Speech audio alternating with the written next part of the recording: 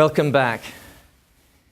So let's get ready to turn history upside down by beginning at the very beginning of the human story, to ask the fundamental question, what does it mean to be human? To answer it, we'll have to examine the findings of paleoanthropology, which is the study of human evolution. We begin at our point of departure, the moment, so to speak, when we came down from the trees and made the revolutionary commitment to walking on 2 feet. I'll be using the words revolution, revolutionary, more than once in this lecture. The words signify that our ancestors did indeed take amazing steps in both senses of the word millions of years ago. Our main focus in this lecture is the Paleolithic period, from about 1.8 million years ago to about 20,000 years ago, though if you don't mind, I'm going to chuck in, no extra charge, an extra 4 million years, so that we can begin right at the beginning of our human story. We're going to be encountering 2 of the central themes of our course in this lecture. First, how climate and geography shape human life, always have done, always will do. And second, how all human beings are subjugated to that most basic imperative of existence, merely keeping themselves alive. So we're in prehistory. And what does that mean? Well, it means the study of any culture in history which has left us no written records. So it isn't a fixed period in history, it's not a fixed span of years, far from it. Different societies became literate at different times. Mesopotamia, for instance, the region today that includes Iraq, parts of Turkey and Syria, as well as Egypt, became literate as early as the late 3rd millennium, whereas the Greek world became literate as late as the early 2nd millennium, and then literacy disappeared from Greece for about 300 years, so it became prehistoric again, only to become historic in a very different form with the adoption of an alphabet in the 9th century BC. The first question to ask then is, how do we know anything about our ancestors going back 6 million years?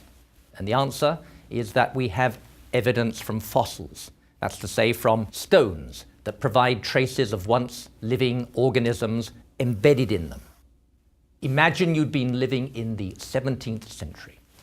You might well have been absolutely thrilled to be told that the Earth had been created in 4004 BC, on Sunday, October the 23rd, 4004 BC to be precise, which was the date which Archbishop Usher of Armagh came up with in 1650 by totting up all the lifespans of everyone descended from Adam and Eve in the Hebrew Bible. It wasn't till the 17th century, in fact, that the science of geology began to challenge faith-based assumptions like these. And it wasn't until the mid-19th century that paleoanthropology, the study of human evolution, came into being. Paleoanthropology is one of the most exciting branches of scientific and humanistic inquiry. In fact, that combination of disciplines makes it a thrilling endeavor. In fact, discoveries are constantly being made that are revolutionizing our understanding of human origins. DNA findings, for instance, now indicate that we're 98.4% indistinguishable from chimpanzees. While I was doing research for this lecture, scientists released video footage revealing the complex emotions of chimpanzees when confronted by the death of one of their number, checking for signs of life, tending the corpse, and so on. We have a lot in common with the primates. So where does the human story begin? Well, if you want to pluck a figure out of the air, let's say 6 million years ago, give or take a million either way. It's the moment when chimpanzees and hominins first begin to separate off from one another. Hominin means any species that is on the way to becoming human, including those that became extinct. Now, that's also the moment when our ancestors came down from the trees and began to move about on the ground. We don't exactly know why they did this, but it may have been in response to the onset of an ice age. They needed to be on the move, or it may have been competition for diminishing resources, or even that very human desire for change. The earliest incontrovertible fossil evidence for a hominin is 3 to 4 million years old, and it comes from East Africa. It's called Australopithecus afarensis. Australopithecus means southern. It comes from a Latin word, ape, which comes from a Greek word. Not very logical, I'm afraid. Afarensis derives from the fact that the most extensive remains of this species come from the Afar region of Ethiopia, from a place called Hadar. So, in a very real sense, we all come out of Africa. The most famous example of Australopithecus afarensis is a fossil skeleton called Lucy. Lucy is an adult who was found at Hadar in Ethiopia. It's assumed she is a female solely on the basis of her short stature. She's only 3 foot 7 inches, 1.1 meter tall. She acquired the name Lucy because Donald Johanson and his colleagues who dug her up sung the Beatles song, "Lucy in the Sky with Diamonds," over and over again to celebrate their victory.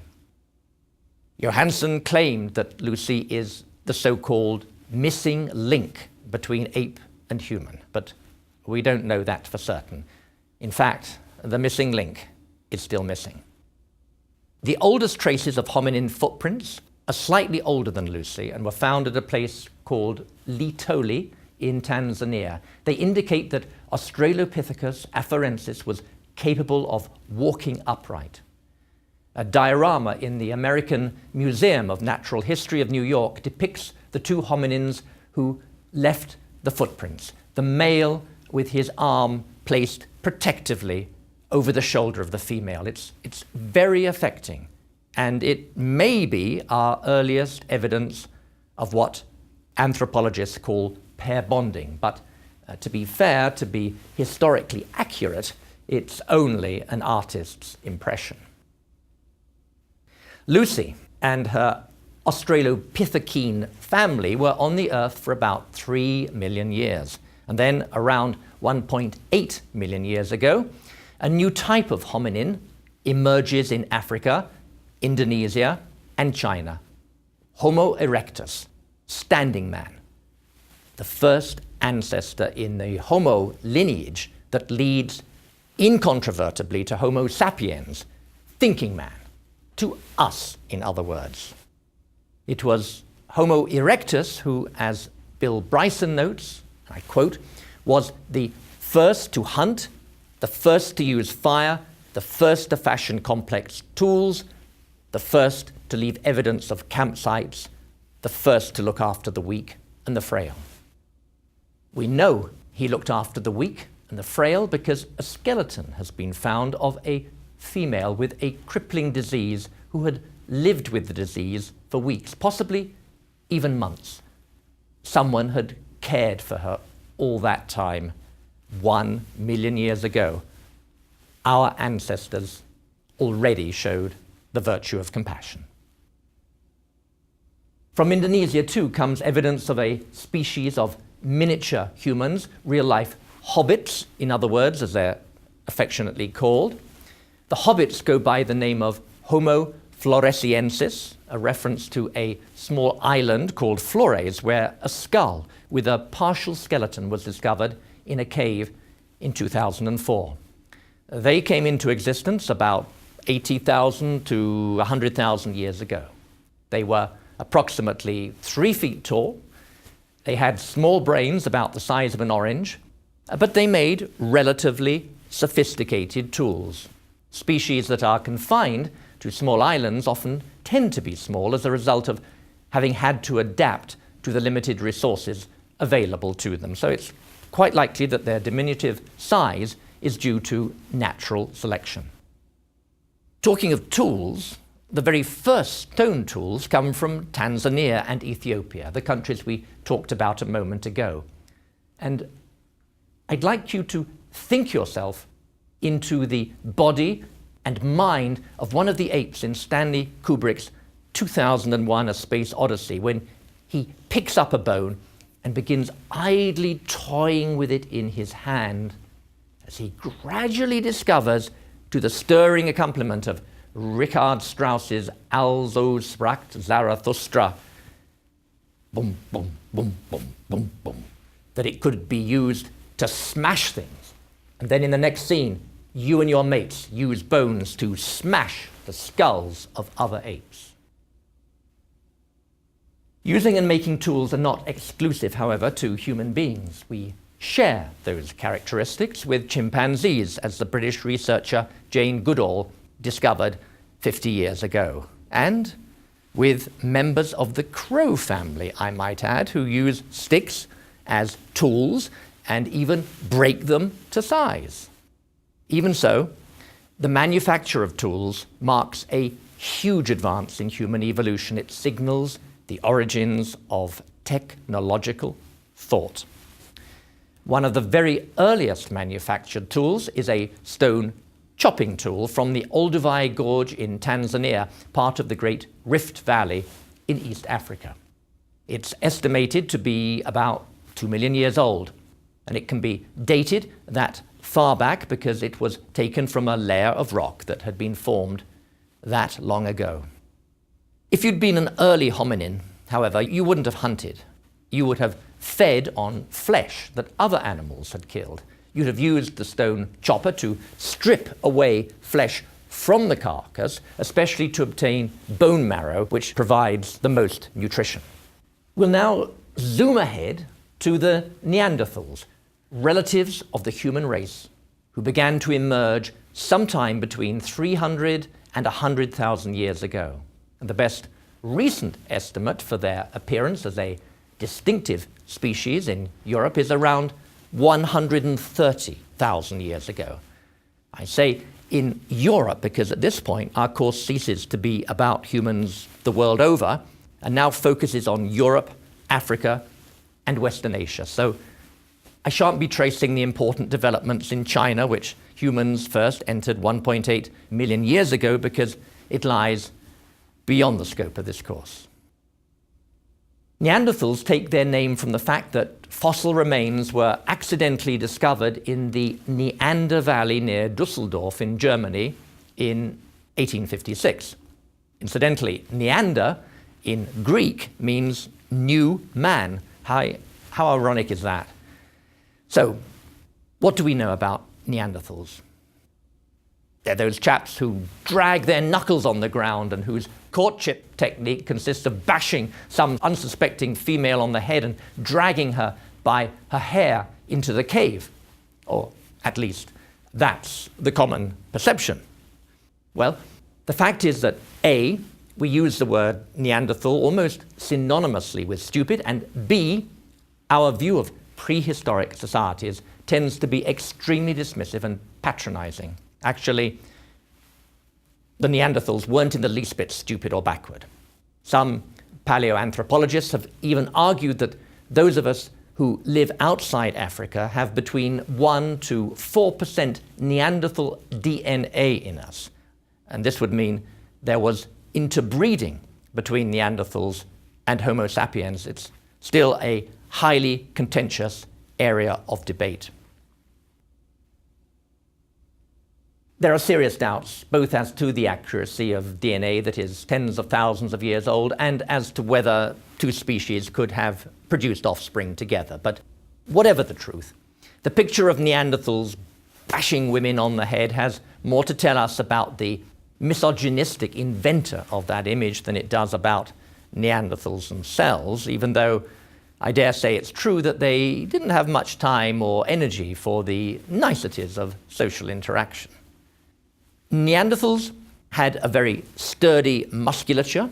They were barrel-chested with short legs and had protruding foreheads. They stood about 5 foot 4 inches, 1.63 meters tall. They also had a very decent-sized brain, perhaps even a bit larger than our own brain, though you probably would have found thinking a bit of an effort. Having a big brain doesn't translate into being super intelligent. They were particularly well adapted to the cold, both because of their stocky stature and because they had large noses and large teeth, which enabled them to warm the air they inhaled and so protect the brain. Try to picture yourself as a Neanderthal, living in conditions of perpetual and extreme deprivation. You're stalked by death in multiple forms every single day of your life, fearful not only of animals, but also of every human being outside your own limited circle. You're entirely exposed to the elements. You lack most creature comforts. You understand virtually nothing about the natural world. Your life is dominated by the environment and by the climate. You experience prolonged, perhaps agonizing pain at times, which you can do nothing, absolutely nothing to relieve. You live life very close to the bone in more ways than one. And you live without the consolation or inspiration of religion. You and your fellow Neanderthal mates face virtually constantly the possibility of extinction. Not that you would know that, of course, but for you it's a matter of survival at all costs. Like your predecessors, you knap flint and other types of stone into razor-sharp tools. You do this to dismember and devour the carcasses of beasts and occasionally of other Neanderthals. Impressive evidence that Neanderthals practiced cannibalism came to light recently in a cave called El Cidrón in northern Spain.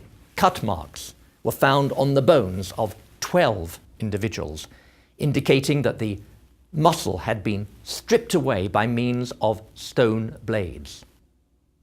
You fish and hunt small game with pointed weapons. You live in a cave or some sort of rock shelter. You exchange resources with other Neanderthals, some of whom live a long way off, up to about 200 miles in some cases. You are the first species in the line to becoming human who bury your dead. Paleoanthropologists have found a Neanderthal grave dated 65,000 years ago with branches and flowers. Burial is a uniquely human undertaking, so to speak. We can't assume that this was connected with the belief in an afterlife, as no associated finds have come to light. But it does indicate that you honored your dead. You weren't just burying them for purposes of carcass disposal to prevent corpses from attracting the attention of scavengers and thereby exposing the social group to danger. You know how to control fire, or at least you learn over time how to control fire. You use it for a variety of purposes: to keep warm, to scare away predators, to sharpen your tools, and to cook. When I was preparing this lecture, scientists at the Smithsonian Museum discovered particles of starch from barley and water lilies on Neanderthal teeth that showed clear signs of having been cooked. Someone, somewhere, discovered that food is easier to chew and tastier if it's held over a fire. It's something that isn't obvious at first sight. Think of it. It was a great discovery. And cooking represents a huge advance in human culture. Preparing and sharing food is a way to consolidate a sense of community. You live in a group consisting of perhaps as many as 150 other Neanderthals. You take care of your fellow Neanderthals, the weak ones. There's a Neanderthal skeleton in the Smithsonian, 40,000 years old, with evidence of a crushing blow to the skull. Even so, the Neanderthal was cared for by his family and friends for many years. We know that for a fact because his right arm became withered. So he had his uses. Perhaps he helped raise children, or perhaps he was a great cook or a spellbinding storyteller, an embryonic Neanderthal professor for the great courses. So what happened to the Neanderthals? Well, around 35 to 40,000 years ago, they began to be replaced by Homo sapiens, by us lot, in other words. Replaced may be a euphemism, though that's the term employed by Paul Mellars, a leading paleontologist, who says, and I quote, "One could easily imagine a scenario of eventual replacement without any notion of mass genocide or even direct conflict between the two populations." The fact remains, however, that the way in which the Neanderthals became extinct is one of the great whodunits of history. Maybe they failed to adapt to changing conditions, or maybe they just lost out to our direct ancestors in the fierce competition for limited resources. The latest research suggests that encounters between the two species took place around 40,000 years ago in the Fertile Crescent. And incidentally, the hobbits were still going strong thousands of years after the Neanderthals had been swallowed up by Homo sapiens. They were still romping around on their Indonesian island a mere 13,000 years ago.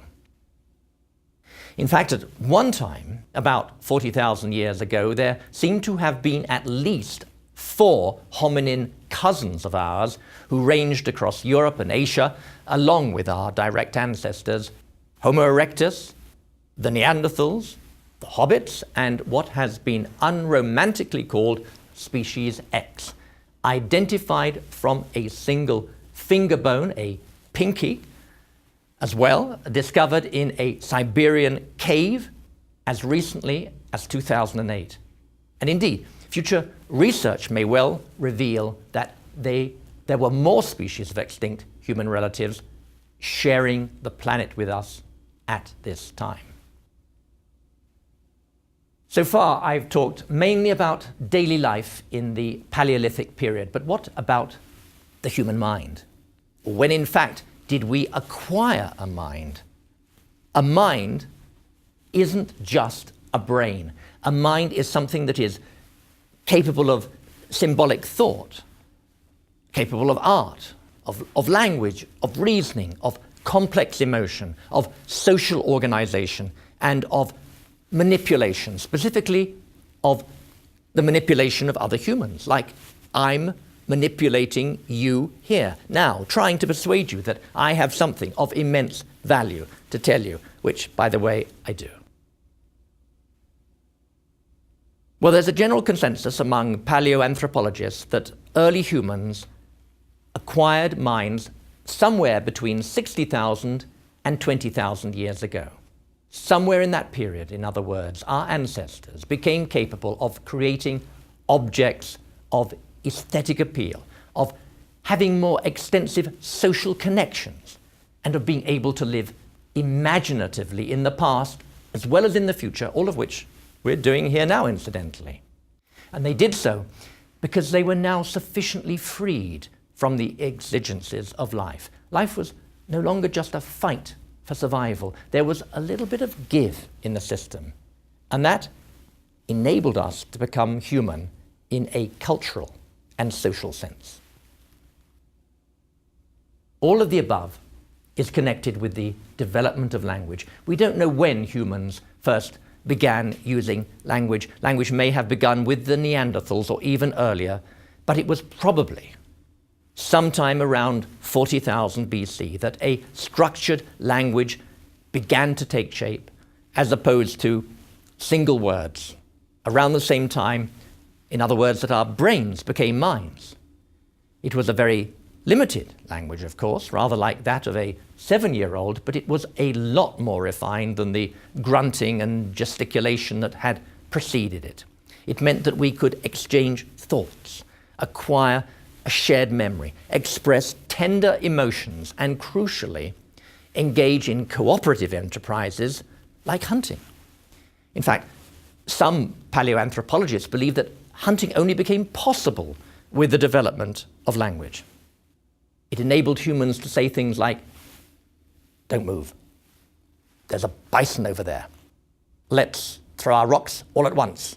1, 2, 3. Yeah! High five!"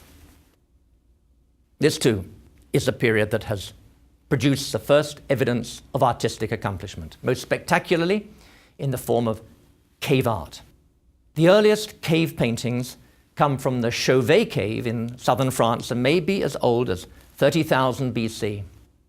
Other examples of cave art have been found in Lascaux, also in southern France, dated about 15,000 BC, and in Altamira in northern Spain, dated 2,000 years later. Wild animals predominate: aurochs, bisons, bulls, deer, horses. Humans are rare, though we do find tracings of the human hand. Art is unquestionably a product of human culture, but if you'd been a cave artist, would you have thought of yourself as creating art? What I mean is, did you intend to give aesthetic pleasure, or were you merely, in quotes, dabbling in sympathetic magic to demonstrate mastery over the animals depicted on the walls, to make them appear when you next went hunting, for instance? Well, Picasso certainly thought cave paintings are art, and after visiting Altamira, he famously declared, "After Altamira, all is decadence." Whatever the interpretation, cave art offers proof of a high level of technical skill and an ability to visualize imaginatively through the symbolic language of art, irrespective of whether the artist was self-consciously creating art in the way that we understand the concept of art today. Cave art does not, however, provide the earliest evidence of painting. Pieces of ochre inscribed with geometric patterns dated about 80,000 BC have been found in the Blombos cave in South Africa. And what's fascinating here is that the art is non-representational, which suggests that early man could already think abstractly and perhaps as well symbolically. As a Paleolithic, you survived the last ice age, which began about 18 to 20,000 years ago. You did so by hunting animals that adapted to the cold: reindeer, woolly mammoth, steppe bison, and wild horse, whose migratory paths you learned to predict. You preserved the animals you'd killed in permafrost, which acted like a deep freezer, and you made clothes from animal hides. You built shelters from mammoth bones. You engaged in trade, particularly in obsidian, which was a highly prized black volcanic glass, which you used for making weapons before the invention of metals. Then, around 10,000 BC, the climate suddenly heats up, the ice retreats, and the forests expand. In fact, the temperature went up by about 7 degrees Celsius within 50 years. And you now become a hunter-gatherer. Or perhaps if you live beside the sea, you become what my colleague, the archaeologist Albert Ammerman, calls a voyager-forager, like the people who sailed from Turkey to Cyprus to obtain salt. Finally, what is it that makes us different from every other species on the face of the earth? Well, not a lot. Our brains may be 3 times bigger than that of chimpanzees, but our psychological makeup is no different. Our basic needs and wants are the same as well. That's perhaps hardly surprising in light of the fact that we share that 98% of our DNA with chimps. What does differentiate us is the fact that we've inherited a culture. We've built complex social institutions. We communicate in a complex language system. And we have minds that aren't limited by the desire for food. Studying prehistory is not just grappling with chimeras, and it's not just dealing with the fact that theories are constantly being revised. It's also about the origins of what is undeniably human: the manufacture of objects, social organization, the ability to express oneself through language, delight in representing the world pictorially, the hope or belief that death does not signal extinction, and, as well, caring for those weaker than yourself. Our Paleolithic ancestors deserve a lot of praise, and not only for their sheer gutsiness, but also for their intelligence and resourcefulness.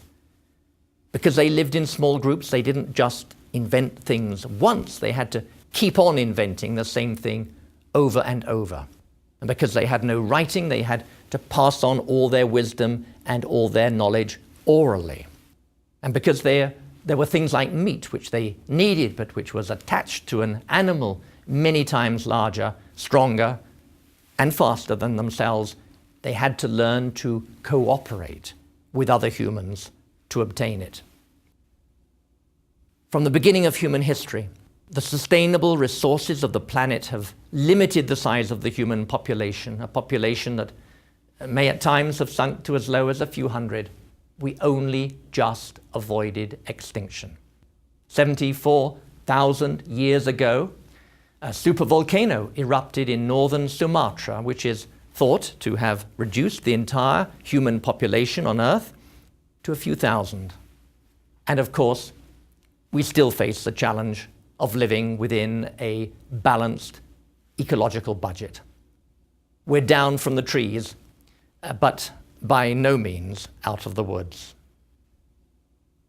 In the next lecture, we're going to see how climate and landscape again determined how the earliest human societies evolved in the period we call the Neolithic Age. And we're going to see as well how humans, no longer fully subservient to the imperatives of existence, learned how to subjugate their own kind.